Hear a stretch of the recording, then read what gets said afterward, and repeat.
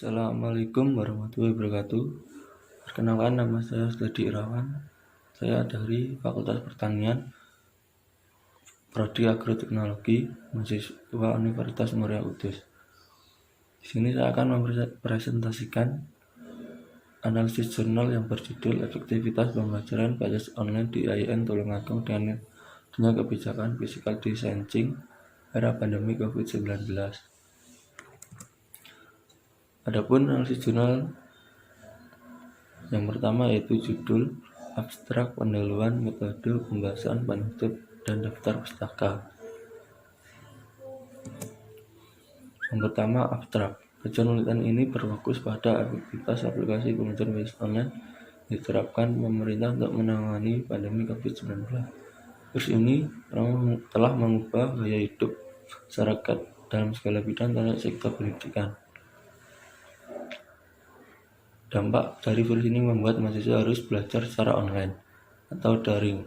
Berbagai aplikasi juga dilakukan percobaan untuk memperoleh aplikasi yang cocok bagi mahasiswa IAIN Tulungagung, dan pengambilan sampel pada mahasiswa ilmu hadis menunjukkan bahwa aplikasi WhatsApp lebih efektif. Penelitian ini menggunakan purposive saving dengan menggunakan angket sebagai bahan pengumpulan data dan studi kepustakaan sebagai model pendekatan. Penelitian ini menghasilkan yang pertama, pilar keresahan masyarakat berbasis era pandemi, dua, diskursus kebijakan penurunan UKT, tiga, difusi aplikasi daring. Kata kuncinya adalah aplikasi daring, mahasiswa, dan virus.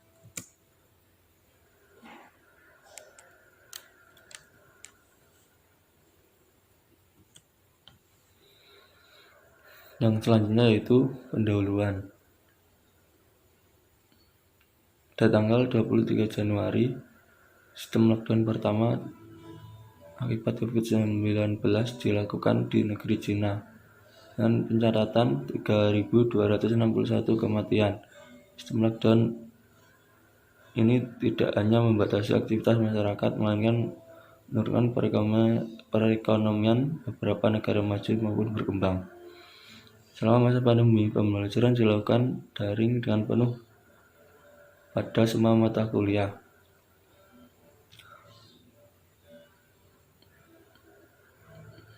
Termasuk mata kuliah bahasa Indonesia yang dilakukan secara online. Hal ini memicu persaingan popularitas aplikasi daring yang menawarkan metode-metode pembelajaran yang efektif. Bahkan akun-akun sosial beralih fungsi sebagai alat pembelajaran daring seperti YouTube, Instagram, dan WhatsApp. Selanjutnya yaitu metode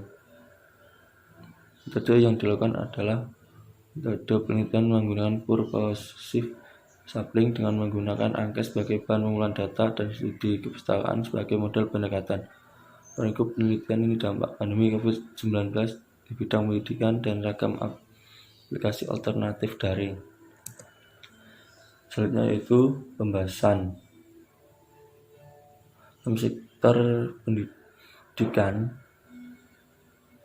zaman keras dilakukan dalam ruang lingkup kampus yang ditetapkan melakukan UKT secara penuh. Adapun sempat beredar kabar diskon 10% melalui surat edaran nomor B-DJ-I-HM-004/2020 telah dicabut dengan surat edaran nomor B-DJ-I-DJ-9/04/2020 yang ditandatangani PLT Direktur Jenderal Kamarudin Amin.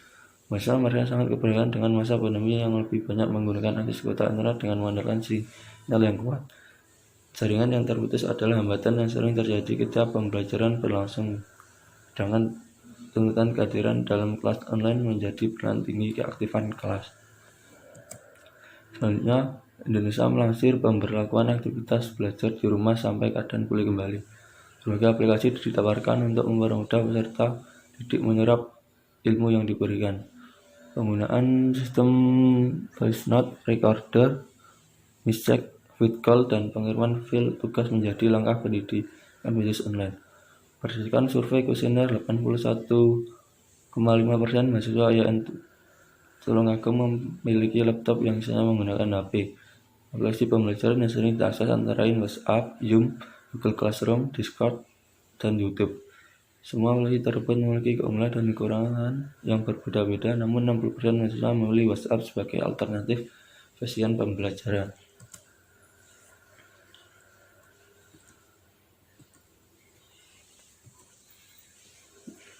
Selanjutnya yaitu penutup. Kesimpulan yang saya berikan yaitu sejak pandemi COVID-19 sebagai mata rantai aktivitas sehingga mengelola pekerjaan masyarakat, khususnya di dunia pendidikan. Imbas dari pandemi ini merasuk dunia akademik secara tiba-tiba dan memperhatikan kegiatan secara offline. Saran saya adalah saat adanya pandemi COVID-19 membuat kegiatan belajar menjadi terhambat. Harus belajar secara online. Pembelajaran ini menjadi alternatif untuk mengembangkan sikap aktif, mandiri, dan kreatif. Maka sebaiknya media pembelajaran dapat digunakan untuk setiap materi. Persiapan format penilaian keaktifan siswa juga sangat ditekankan demi menghasilkan data yang lengkap. Daftar pustaka.